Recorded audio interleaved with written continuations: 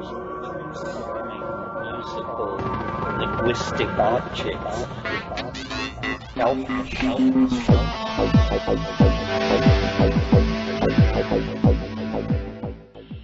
Greetings from Psychedelics space. This is Lorenzo, and I'm your host here in the Psychedelic Salon. And if you heard my last podcast, the one before this one, then surprise, surprise, I'm getting in this podcast long before I thought I'd be able to. In other words, our forced move is proceeding better than I thought it was going to. So I'll save those stories until the end of the podcast if I get a chance. But thanks for all of your words of encouragement, and I want you to know that everything is proceeding smoothly. But right now, what I want to do first is to thank some of our fellow saloners who made donations to help keep these podcasts online, even though they thought that I wouldn't get around to thanking them publicly here in the podcast. So a big thank you for keeping the salon's fire burning goes to Chris T., Alec M., and longtime salon supporter Mark C., who sent a note that read, "No need to mention me on the show anymore, and I hope you get other regular, quote, subscribers, unquote. Thanks for your continued work, and happy holidays." Now, the reason Mark said that is that for the past year or so, Mark has made a modest donation to the salon every month. And the reason I find his contribution so remarkable is that, unlike many podcasters, I've not set up a way to automatically have a donation sent to the salon. So Mark has had to think of it on his own each month and go to the trouble of sending another donation. And that's why he puts subscribers in quotes. He's not referring to the thousands of iTunes subscribers and other subscribers through the RSS feed, without whom I wouldn't have much reason to do these podcasts, by the way. And in case you're wondering why I don't set up something like he suggests, a regular subscription donation button, well, it's because I'd then feel obligated to do a program each and every week, as do the professionals like my friends KMO and the Dope Fiend. However, I have to admit that it was Mark's donation that got me back into action this week, and so I'm dedicating this first podcast of 2011 to Mark C., Chris T., Alec M., and to the 11 fellow saloners who purchased a copy of my Pay What You Can audiobook, The Genesis Generation, who also provided some significant donations that I'm using both for the salon and for our moving expenses. And in particular, I want to thank Alan A. for what must be a record payment for a Pay What You Can novel. That was way over the top, Alan, and I deeply appreciate it. In fact, to all of our supporters out there in podcast land, hey, thanks for being here. And as one of our fellow saloners just told me, I'll say the same thing should go for all of us, and that is to press on. Which is what I'd better do right now, or we'll never get to the heart of this program, which is a lecture by Alan Watts. I first heard part of this talk in an audio file that I received from, I guess about a half a dozen people. And my guess is that it must have been part of a torrent, because when I first opened it, I discovered that only half the talk was there, and that was the case in all the copies that were sent to me. So I put it aside and more or less forgot about it. But when I was looking for another Alan Watts talk to play today, the title jumped out at me right away, because the file was titled Religion and Sexuality. And to be honest, that may actually be the most accurate title for this talk. Anyway, I started searching the net for the whole talk, and while I never found it all in one piece, I did find it broken into 10-minute bits on YouTube, at least parts of it, but even that sounded as if it had been kind of kludged together from different recordings. So what I'm about to play is a collage that may actually be put together very close to the way the talk was first given, at least I hope so. And as you already know, I've used a different title. In fact, I actually found this talk under a number of different titles, but being a retired marketing guy and realizing that I had to get people's attention to come back into the salon after my being away for a few weeks, well, I thought maybe I should use a more provocative title, particularly since his main focus is Christianity, which is only natural, of course, since he was an ordained Episcopalian priest. But today, however, of course, he's mainly known as one of the first popularizers of Zen Buddhism here in the States. So now let's listen to what Alan Watts thought about why sex is such a taboo in almost every religion. And then I'll come back and add a quick thought or two about psychedelics and sex, which for sure I'm probably a lot more competent to talk about than religion. So anyway, here's Alan Watts. I don't think I need to tell you that in a very special and peculiar way, Western man is hung up on sex.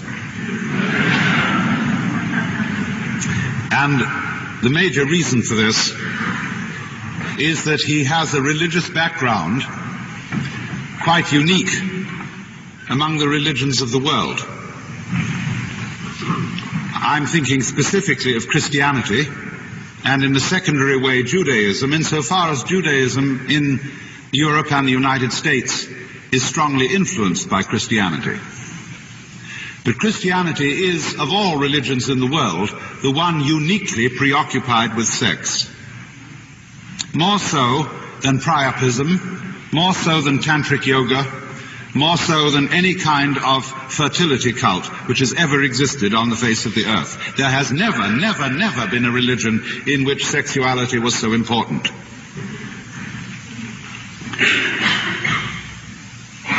And there are certain very simple standards by which this can be judged. In popular speech, when you say of a given person that he or she is living in sin, you know very well that you do not mean that they are engaged in a business to defraud the public by the sale of badly made bread or anything of that kind. You know that they're not setting up a check forgery business. No. People who are living in sin are people who have an irregular sexual partnership. In the same way, when you say something is immoral, it pretty much means that it's something sexually irregular. I remember when I was a boy in school, we used to have a preacher. He came to us every year, the same man, once a year, and he always talked on the subject of drink, gambling, and immorality. I remember the way he rolled it round his tongue, and it was very clear what immorality was. And also, I might point out that, present company accepted, the Unitarian Church being somewhat unusual, most churches in America and in England and in other parts of the Western world are, frankly, sexual regulation societies. They occasionally get excited about other moral issues, but really not very much. In other words, when you ask, what can people get kicked out of church for? Let's supposing you consider important ministers, bishops, priests, and so on. They can live in envy, hatred, malice, and all uncharitableness, and be in perfectly good standing. But the moment anything about their sexual life becomes a little unusual, out you go. And that's about the only thing you can go out for. You study, for example, a Roman Catholic manual of moral theology. These manuals of moral theology are technical books about sins of all kinds, just exactly what they are, how they're done, how grave they are, mostly for the advice of confessors. And they're always arranged according to the Ten Commandments. And when they get to the commandment, thou shalt not commit adultery, the volume expands like this. In fact, it occupies 2/3 of the whole book. All the details. So we have, in a very special way, got sex on the brain, which isn't exactly the right place for it.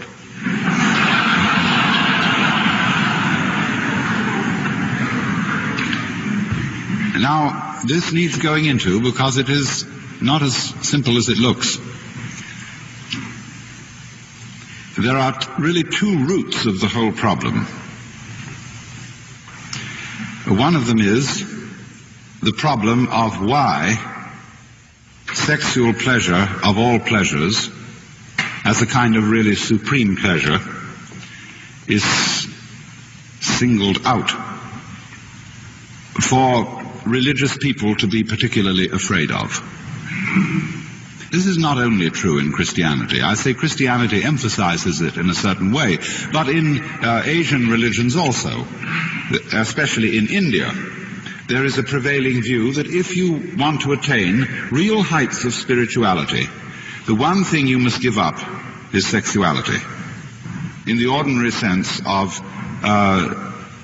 genital sexual relationships with man or woman, as the case may be. And this reflects in part, you see, an attitude to the physical world.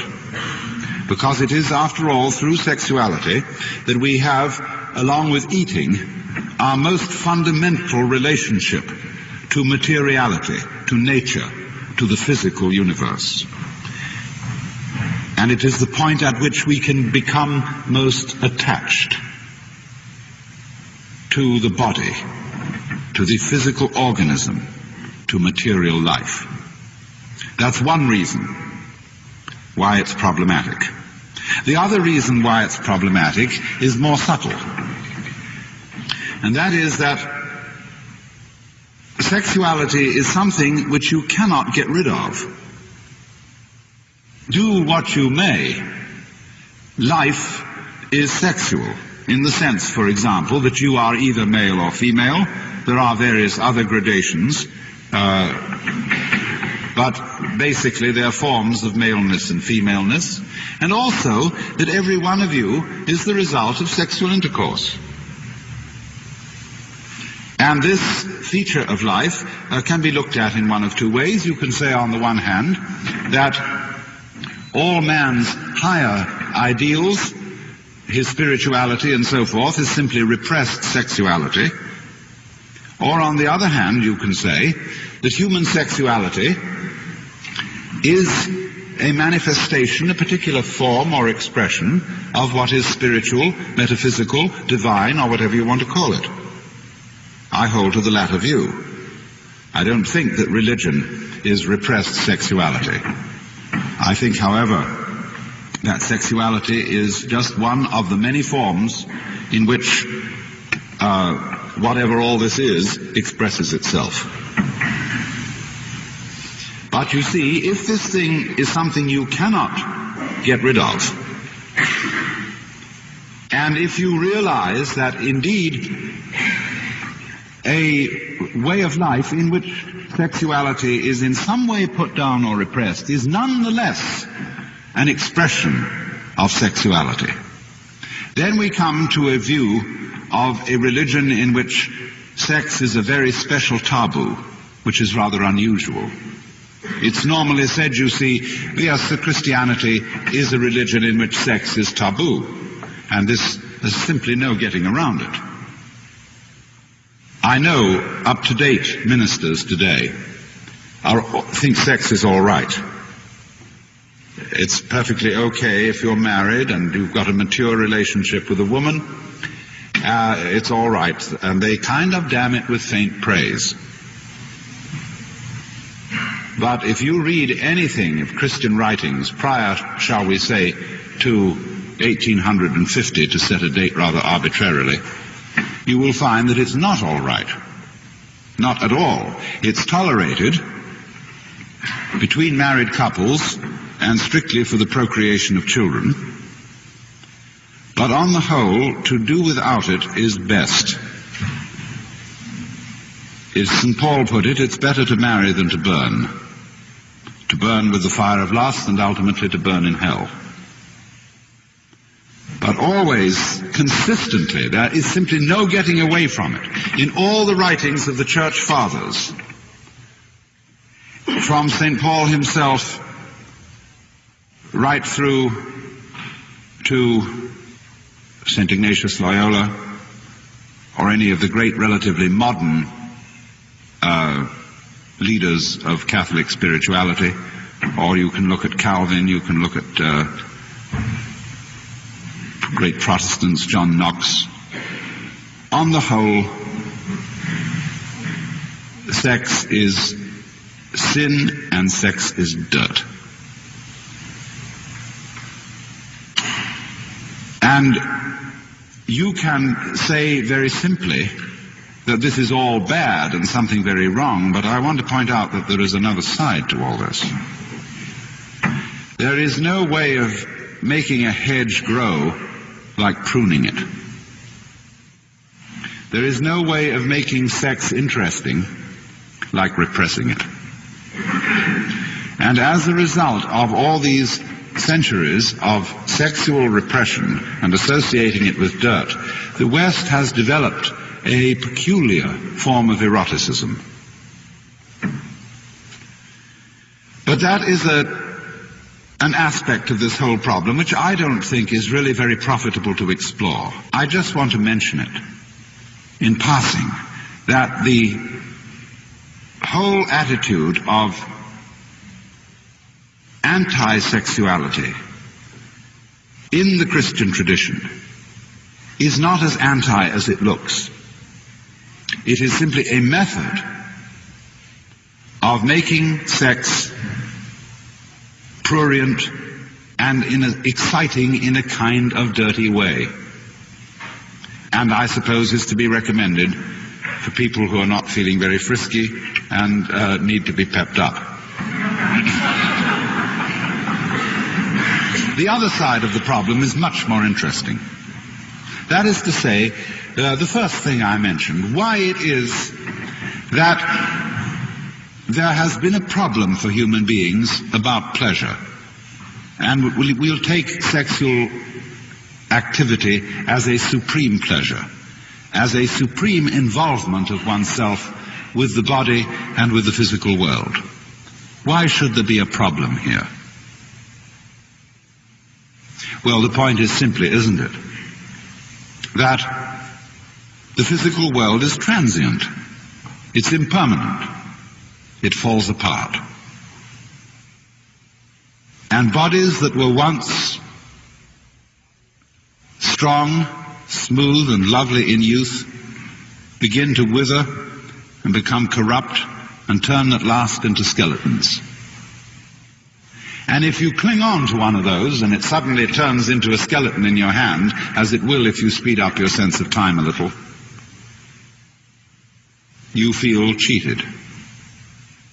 And there has been for centuries a lament about this, that life is so short, that all the beauties of this world fall apart. And therefore, if you are wise, you don't set your heart on mortal beauty, but you set your heart on spiritual values that are imperishable. Even that supposed tippler and rake, Omar Khayyam, says that the worldly hope men set their hearts upon turns ashes or it prospers, and anon like snow upon the desert's dusty face, lighting a little hour or two, is gone. And so don't bet on that horse. And read any kind of spiritual literature you want to. Christian, Buddhist, Hindu, Taoist, all of them seem to emphasize the importance of detachment from the body, from the physical world, so that you won't be engulfed in the stream of impermanence. The idea being, you see, that to the degree that you identify yourself with the body and with the pleasures of the body, to that degree you are simply going to be something that is sucked away in the course of transiency. So therefore hold yourself aloof. As in, for example, the advice of many Hindus in the practice of yoga, you are advised to look upon all sensory experiences as something out there, which you simply witness. You yourself identify yourself with the eternal, spiritual, unchanging self, the witness of all that goes on, but who is no more involved in it than, say, the smoothness or the color of a mirror is affected by the things which it reflects. Keep your mind like a mirror. pure and clean, free from dust, free from flaws, free from stain. And just reflect everything that goes on, but don't be attached. You will find this all over the place. But it has always seemed to me that that attitude of essential detachment from the physical universe has underlying it a very serious problem. The problem being, why a physical universe at all in that case? If God is in some way responsible for the existence of a creation, and if this creation is basically a snare, why did he do it? And of course, according to some theologies, the physical universe is looked upon as a mistake, as a fall from the divine state, as if something went wrong in the heavenly domain, and causing spirits such as we are to fall from their high estate and to become involved with animal bodies. And so there is an ancient analogy of man which runs right through to the present time, that your relationship to your body is that of a rider to a horse. St. Francis called his body rather ass. That you are a rational soul in charge of an animal body. And therefore, if you belong to the old-fashioned school, you beat it into submission. As St. Paul said, I beat my body into submission. Or if you are a Freudian, you treat your horse not with a whip, but with lumps of sugar. Kindly, but still it's your horse. Even in Freud, there is a very, very strong element of Puritanism. Read Philip Rief's book on Freud, The Mind of the Moralist, and how he shows that Freud basically thought that sex was degrading, but nevertheless something biologically unavoidable, something terribly necessary, which couldn't just be swept aside. It had to be dealt with. But there is, you see, that heritage of thinking of ourselves as divided, the ego as the rational soul of spiritual origin, and the physical body as the animal component. And therefore, all success in life, spiritual success, requires the spiritualization of the animal component, the sublimation of its dirty and strange urges, so that it's thoroughly cleaned up. I suppose the ideal sexual relationship of such persons would be held on an operating table under disinfectant sprays.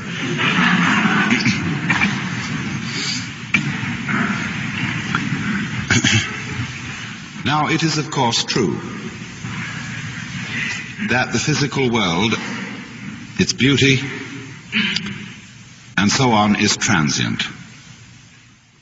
We are all falling apart in some way or another, especially after you pass the peak of youth.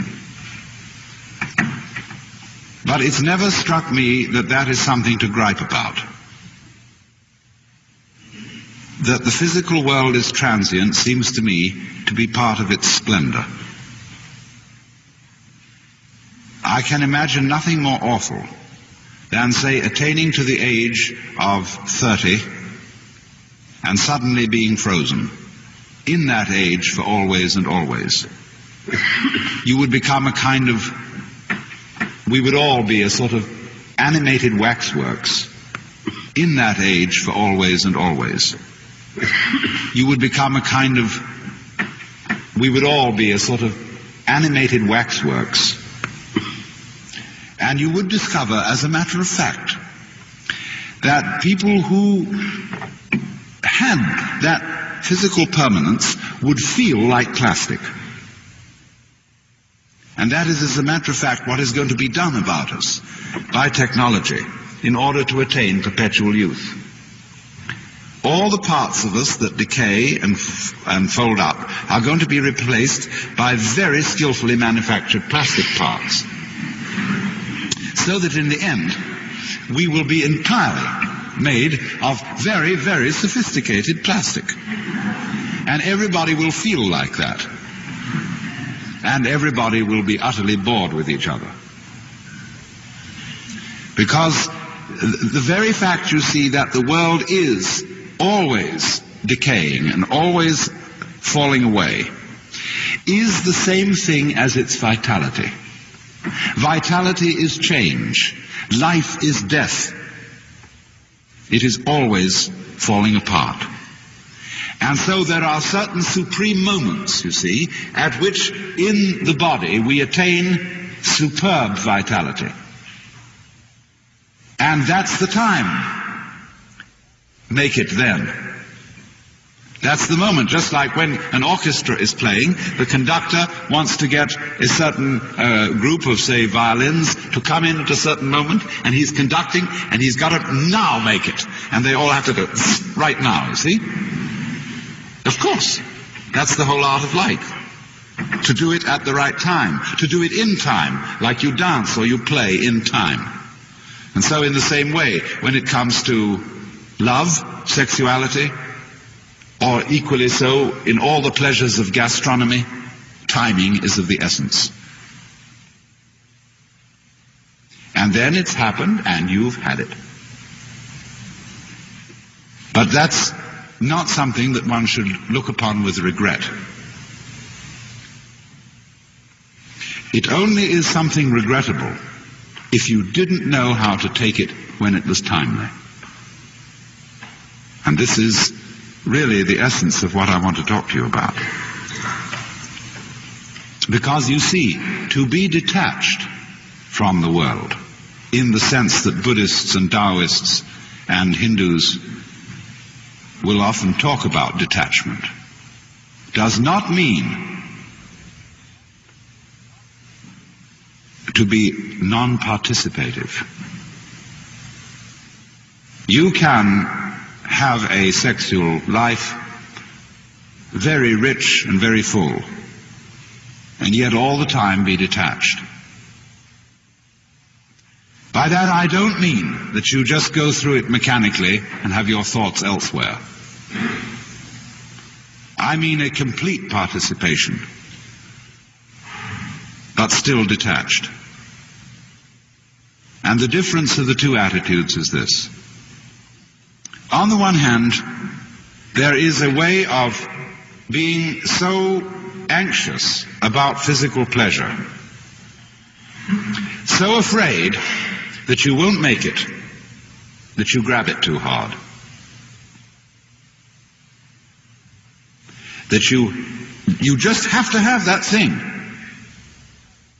And if you do that, you destroy it completely. And therefore, after every attempt to get it, you feel disappointed. You feel empty, you feel something was lost. And therefore you want it again. You have to keep repeating, because you never really got there. And it's this that is the hang-up. This is what is meant by attachment to this world, in an evil sense. But on the other hand, pleasure in its fullness cannot be experienced when one is grasping it. I knew a little girl to whom someone gave a bunny rabbit. She was so delighted with the bunny rabbit and so afraid of losing it that taking it home in the car, she squeezed it to death with love. And lots of parents do that to their children, and lots of spouses do it to each other. They hold on too hard, and so take the life out of this transient, beautifully fragile thing that life is. To have it, to have life, and to have its pleasure, you must at the same time let go of it. And then you can feel perfectly free to have that pleasure in the most gutsy, rollicking, earthy, lip-licking way. One's whole being taken over by a kind of undulative, convulsive ripple, which is like the very pulse of life itself. This can happen only if you let go. If you are willing to be abandoned. It's funny, that word, abandon. We speak of people who are dissolute as being abandoned, but we can also use abandon as the characteristic of a saint. A great spiritual book by a Jesuit father is called Abandonment to the Divine Providence. There are people like that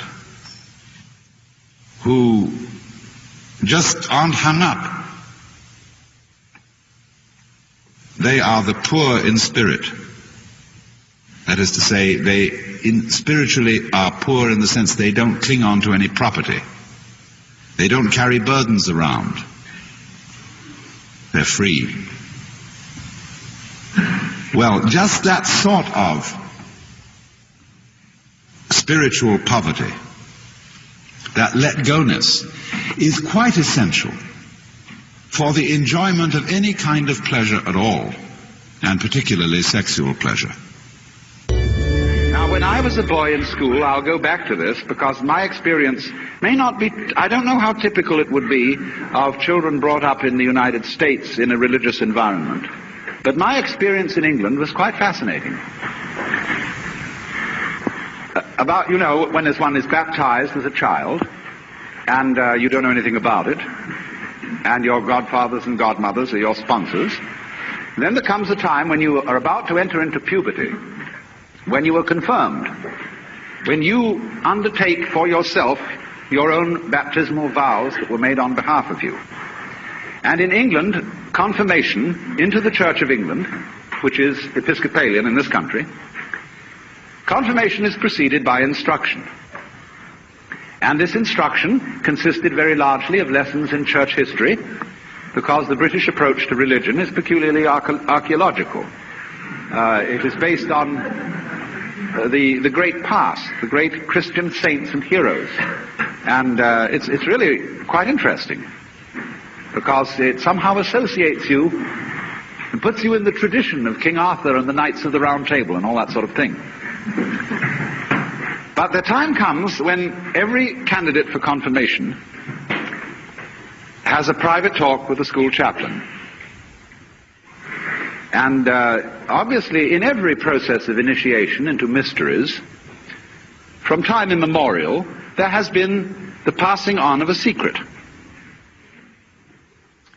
And so there's a certain anticipation about this very private communication, because you would think if you are being initiated into a religion, what the secret consists of is some marvelous information about the nature of God, or the fundamental reason for being, and so on. But not so in this case.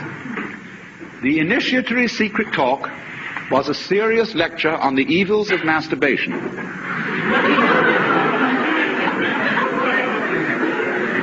What these evils were not clearly specified.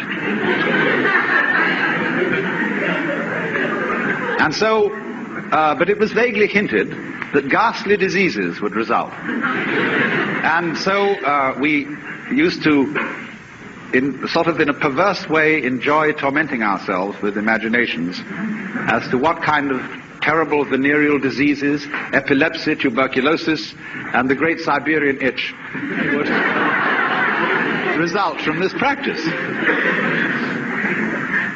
Now, the extraordinary thing about it is this, that the very chaplain who gave these lectures had in his own upbringing been given the same lecture by other chaplains, and this went back some distance in history, I imagine. And they all knew perfectly well that one of the characteristic behavior patterns of adolescence is ritual defiance of authority. But you have to make some protest against authority, and in this you are in league with all your contemporaries. your peer group. And nobody, of course, would dream of giving anybody else away, because that would be to be a tattletale, a skunk, definitely not one of the boys. And so, therefore, quite obviously, masturbation provided the ideal outlet for this ritual defiance, because it was fun, it was also an assertion of masculinity, and it was very, very wicked.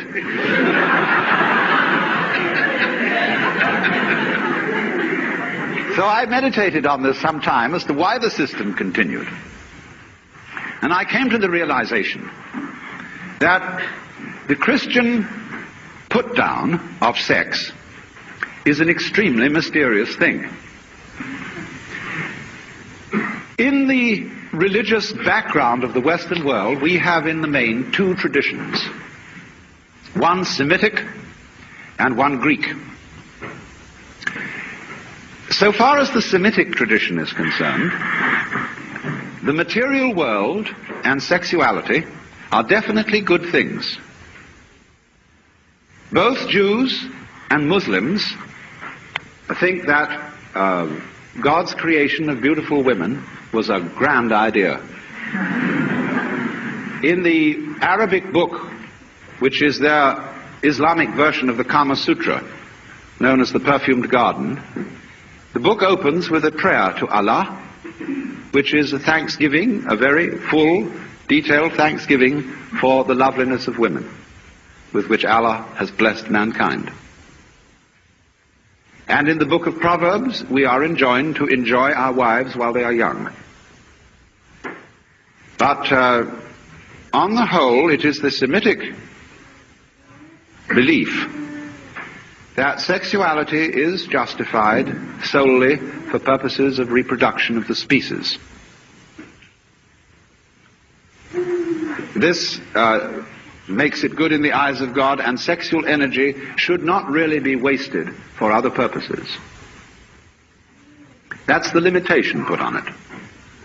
Now, on the other hand, we have a Greek tradition, which is peculiar in that it is strongly influenced by a dualistic view of the universe, in which material existence is conceived as a trap, as a fall into turgid, clogging matter, which is antagonistic to the lightness and freedom of the spirit. And therefore, for certain kinds of Greek religion, among which we must name the Orphic mysteries, the Neoplatonic point of view, and the later Gnostic points of view, being saved means being delivered from material existence into a purely spiritual state. From this point of view, sexual involvement is the very archetype of material involvement. Mater, mother, matter, matter are really the same word. And so the love of woman is the great snare. This is incidentally a doctrine invented by men.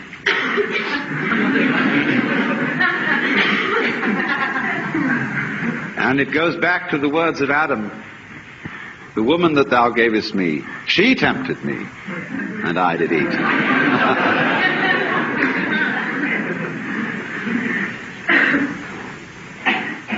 Now, in the development of Christian theology, from approximately the time of St. Paul through the beginning of the Renaissance,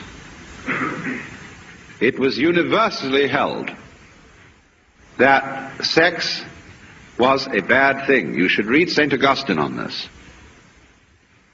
He said that in the Garden of Eden, before the fall, reproduction took place in just the same way and with just the same lack of excitement as one excretes or passes water, and there was no shameful excitation of the sexual parts. And the whole attitude of the Church Fathers in those centuries was that the virgin state was immensely superior spiritually to the married state, and that sexual relationships were excusable only within the bonds of marriage and for the sole purposes of reproduction. And the manual, the moral penitentiaries of the theologians of the Middle Ages list all sorts of penances that must be said even by married couples who performed sexual intercourse on the night before attending Mass, worse still before receiving Holy Communion, and of course it must utterly be avoided on certain great church festivals. So although in theory marriage is a sacrament which somehow blesses this peculiar relationship, there is a definite attitude that it is after all dirty and not very nice. Now you must realize too that in those days the institution of marriage was not what it is today. Marriage at the time of the rise and development of Christianity was a social institution for alliances between families. You did not marry the person of your own choice except under the most peculiar circumstances. You married the girl your family picked out for you, and they thought it over carefully from its political point of view as well as from the point of view of eugenics, and whether this was a good healthy girl and whether this was a good healthy man, and they had an economic bargaining about it, and you married this girl. You weren't necessarily in love with her. And it was perfectly well understood in the secular world that on the side you had other arrangements. You had, if you could afford them, concubines, or even second and third and fourth wives. And these subsidiary wives were, there was a somewhat more choice open to you in getting those than in the first one. First one is definitely a family arrangement. Now that's the context of it, don't forget that. So what the church was saying was only that woman should be your bedfellow whose marriage has been arranged by paternal authority. The idea of romantic love does not arise in connection with marriage until the troubadour cults of southern France, of Provence, in the late Middle Ages, when there begins to be this idea of the idealization of a woman as the inspiring goddess almost of the knight errant.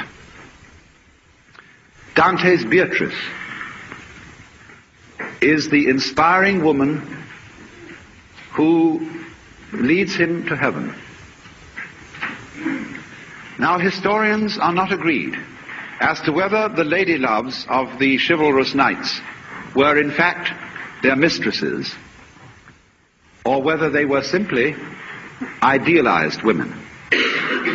But the influence of the cult of romantic love on the West was profound. And it brought about a weird combination of ideas. One, the notion of the married state being the only licit relationship in which sexual play might be carried on. And two, the notion that the girl you marry should be the one you've fallen in love with. Two more ill-adjusted ideas could hardly be put together. Because naturally, when you love someone very much indeed, in the enthusiasm and ardor of youth, you say things that are hardly logical or rational. You stand up before an altar and you say, "My darling, my sweetheart, my perfect pet, I adore you so much that I will live with you forever and ever until death do us part." And that's the way you feel at the time. In a rather similar mood, ancient peoples would hail their kings and say, "O king, live forever." Obviously, this was not literally meant. They were just wishing him a long life. But to live forever, no, sir. No mortal does that.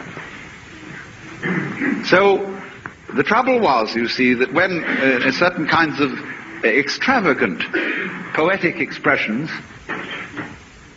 got in the hands of people like Augustine and Tertullian, who were rather influenced by Roman literalness, they wrote it into the law books.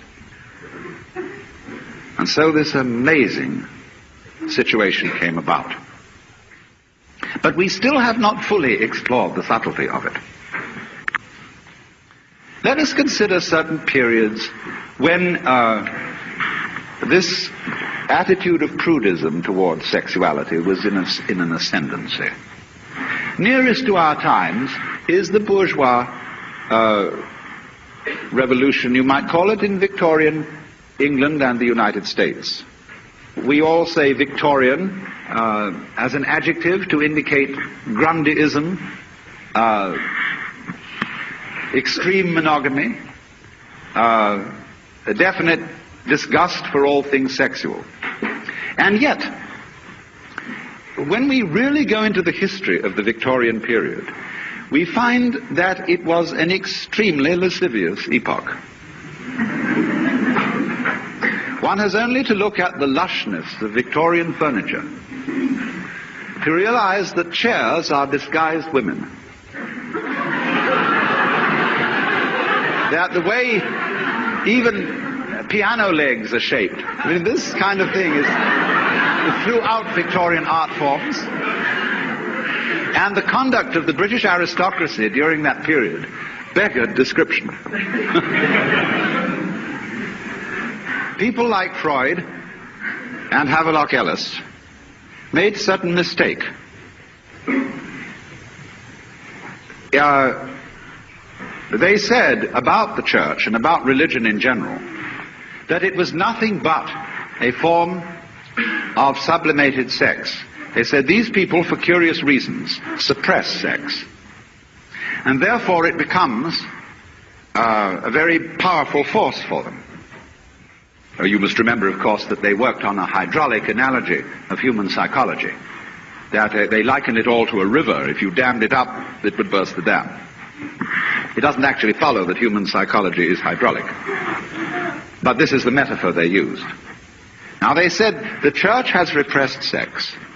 But actually, if you look at its symbolism, it is nothing but an expression of sex. Everything is reduced to libido as the fundamental reality. And the church replied, it's nothing of the kind. We deny this. We think that this reduction of everything to sex is just a way of attacking holy things. And on the contrary, we would say that people who are fascinated with sex and make it their god are repressing religion. Now, the problem in this debate, everybody missed the boat. The church should have been in a position to say to Freud, well, of course, thank you very much. Yes, indeed, our symbolism is sexual. The steeples on our churches, the vesicle-shaped windows and so heraldic shields on which we put images of the crucifix or the Virgin Mother of God. These are all quite plainly sexual, but you see, the sexual biology, in its turn, reveals the mysteries of the universe. Sex is not mere sex. Sex is a holy thing, and is one of the most marvelous revelations of the divine. But imagine, the church just couldn't say that. If you look at Tibetan Buddhist iconography, their images, or you look in Hindu temples, you will find things that Europeans and Americans have never been able to understand. Here are images of Buddhas and of the gods engaged in amazing diversions with their female counterparts. And everybody thinks that these are kind of dirty sculptures. Now, they're nothing of the kind. They are saying to the people who look at them, the play of man and woman is on that level, on the level of biology, a reflection of the fundamental play of the cosmos. The play of the positive and negative principles, of the light and the dark, of the mental and the material. They all play together. And the function of sexual play is not merely the survival and utilitarian function of reproducing the species, as it is among animals to a very large extent. What peculiarly distinguishes human sexuality is that it brings the partners closer and closer to each other in an intense state of united feeling. In other words, it is a sacrament, the outward and visible sign of an inward and spiritual grace bringing about love. And so, if that is peculiar to human beings, it is perfect nonsense to degrade human sexuality by saying it should only be carried on in the way that the animals do theirs,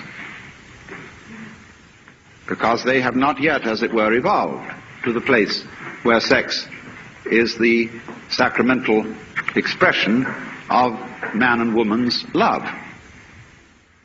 And this love, in that sense, is a kind of enthusiasm, which means a being possessed by the divine, falling in love, although considered by practical people to be a sort of madness, is actually the same sort of thing as the mystical vision, a grace.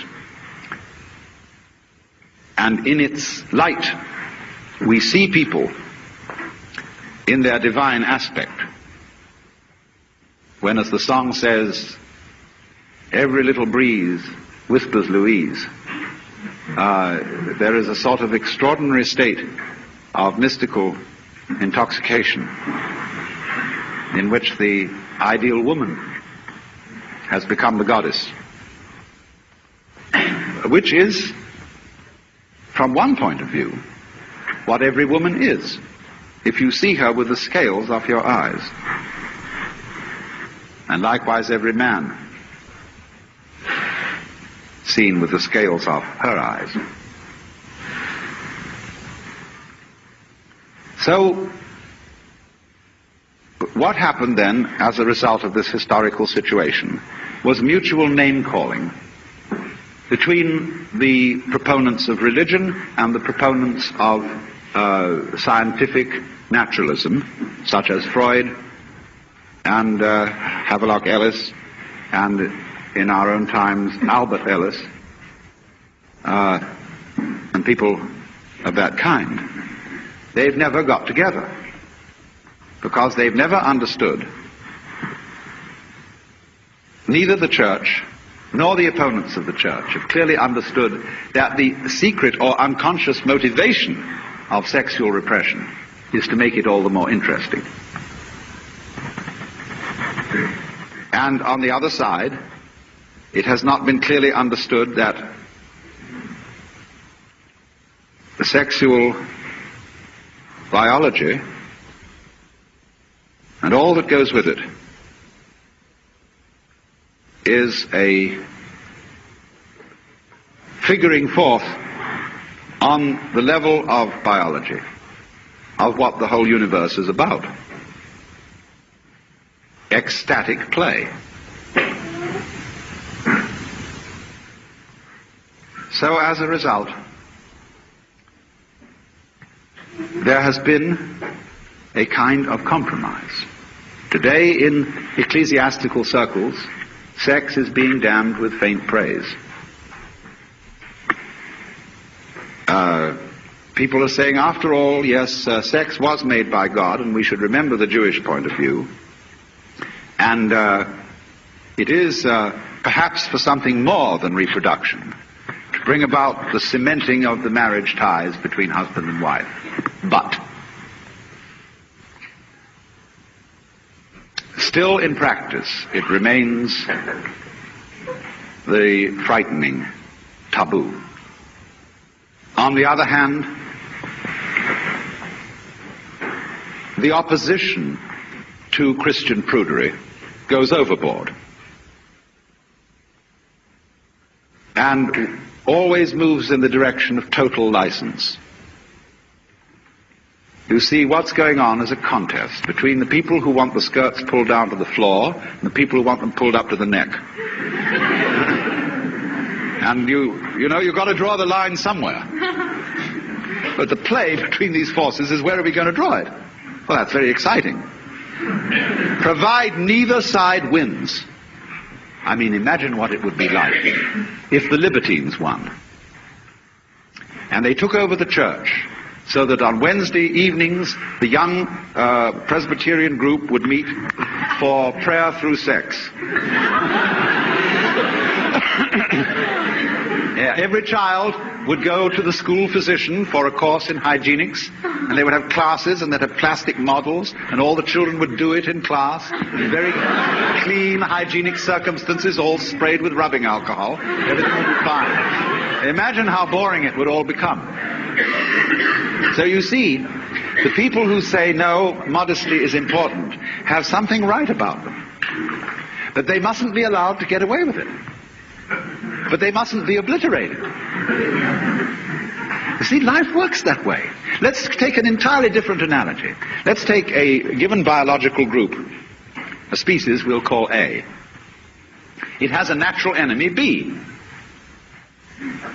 Now, one day, A gets furious at the natural enemy, B, and says, let's obliterate it. And they gather their forces and they knock out their natural enemy. Well, suddenly, after a while, they begin to get weak. They get overpopulated. There's nobody around to eat up their surplus creatures, and they don't have to keep their muscles tensed against any enemy, and they begin to fall apart because they destroyed their enemy. What they should do is cultivate the enemy. That's the real meaning of love your enemy. There is such a thing as a beloved enemy. And if you don't have a beloved enemy, in other words, if the flies and the spiders don't go together, then you're going to be too many spiders or too many flies. And these balances keep the course of nature going. Well, it's exactly the same thing as between the libertines and the prudes. They need each other. And you should thank, if you've got a prudish father and mother, you should be very grateful to them for having made sex so interesting.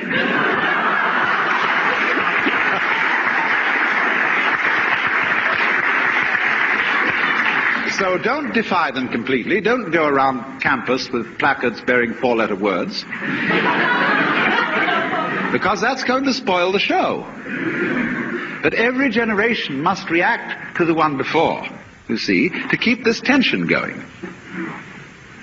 And it is by this tension, this play of the opposites, that we have the love that makes the world go round. You're listening to the Psychedelic Salon, where people are changing their lives one thought at a time. I have to admit that just now when he said, so if you've got a prudish father and mother, you should be very grateful to them for having made sex so interesting. And my first thought was that I should also be thanking all of the nuns and priests in Catholic school who made sex such a great big bad thing that I became interested in it much sooner than my public school friends. And of course, I brought them up to speed as quickly as I could. Now, since Watts didn't focus on our sacred medicines in this talk and how they can be used to enhance sexual pleasure, I thought I should add just a word or two on the topic to get you interested into looking into it on your own. Not that it takes any encouragement, I guess. But first of all, if you just put the words sex and psychedelics in a Google search box, you'll get almost 1 million hits, including a link to the full text of the very famous 1967 Playboy magazine article that was titled Sex, Ecstasy, and the Psychedelic Drugs. And keep in mind, that's not ecstasy as in MDMA, because this article came out well before Sasha Shulgin reintroduced the world to that important compound. But speaking of MDMA, whose street name is ecstasy, I want to clear up what seems to be a common misconception. And that is that you can't have sex on ecstasy. What you can't have on ecstasy is an orgasm. But unless you think like blowjob Bill Clinton that you have to have an orgasm in a vagina to have sex, you're really missing out on some incredible sexual play while on MDMA. Now, I'm not going to go into any of the details, but I was lucky enough to be living in Dallas, Texas during the year when it was ground zero for the widespread use of ecstasy. Personally, I knew well over 100 people using it before it became illegal, and almost all of them were using X in private, just as a couple, and staying up for hours in sexual play. You see, while orgasms are next to impossible on X, most men found that they could have an erection that would last for hours, and for some reason their partners never seemed to mind that their men didn't have an orgasm. I think you get the picture. But if there is a psychedelic drug that in many cases does work somewhat like an aphrodisiac, I'd think it must be LSD. And again, the use of these substances in romantic settings with just two people is the way to find out if it works for you. Unfortunately, most people today are using those two substances mainly in large groups while dancing. And don't get me wrong, hey, that's a lot of fun too. It's just that there are many ways to use and abuse these mind-altering chemicals, so don't get too set in your ways and rigid about how they can be used. Now, how do I transition from talking about drugs and sex to a couple of announcements I'd like to make? I guess the best way, since Ann and Sasha Shulgin have talked about this topic several times in their Ask the Shulgins talks, I'll pass along a little news about Sasha, who, as you know, has been suffering through a series of physical setbacks. The good news is that he is now back home and that they were able to save his foot from being amputated. And even with all the physical problems he's going through right now, his new book, The Shulgin Index, has been sent off to the printers and will be available shortly. And there's actually a lot more news about Sasha that Ann and his caregivers have been posting on his Facebook page. So if you're on Facebook, be sure to friend him and catch up on all the latest news about our dearly beloved Sasha, who Ann tells us has still retained that merry Sasha sense of humor and joy that has really always been his trademark. And so something I think we should all keep in mind is that even with all of his current physical problems, on the inside, he's still the same old Sasha, and that's really basically true of all of us old guys, which technically I am, even though I don't feel very old, most of the time at least. You know, just the other day I was talking to Gary Fisher, and he told me that even though he's almost 80 years old and that he feels around 19 inside, well, that goes for me too, and some of my other friends who are what I guess is considered old, and they all say the same. They're somewhere between 18 and 30 on the inside. Now, I'm not sure exactly what I think about that, to tell the truth, but maybe it's something worth thinking about. You know, if we feel inside that we're much younger than we actually are, well then what happened at that age to cause our thought patterns from time to time to become so deeply ingrained all these years later? And how do we go about rebooting our thinking to take into account the changes that have taken place in our lives since then? And by the way, if you happen to be in that 18 to 30 age range right now, maybe you should take close note of the fact that a significant number of people seem to get stuck in the mindset they hold at that age and then get it massaged to where you can live with that particular mindset for the rest of your life, because odds are you will. I wonder if this has something to do with the fact that until not too long ago, the average human lifespan was probably only around 30 years or so. And when you think about it from that angle, it raises a whole new set of interesting speculations, which I'll leave for you to do on your own. But don't worry, it's not a homework assignment. There are no quizzes, tests, or exams here in the Psychedelic Salon. Just a little brain candy for you to chew on from time to time. Well, even though there are several more things I should be passing along right now, I've got more boxes to pack. But I'll try to get another program out in a week or so, and so again, I'll close today's podcast by reminding you that this and most of the podcasts from the Psychedelic Salon are freely available for you to use in your own audio projects under the Creative Commons Attribution Non-Commercial Share-alike 3.0 license. And if you have any questions about that, just click the Creative Commons link at the bottom of the Psychedelic Salon webpage, which you can find through psychedelicsalon.org. And if you're interested in books with a psychedelic flavor, you may want to listen to my novel, The Genesis Generation, which is available as a pay-what-you-can audiobook that you can download at genesisgeneration.us. And for now, this is Lorenzo, signing off from Cyberdelic Space. Be well, my friends.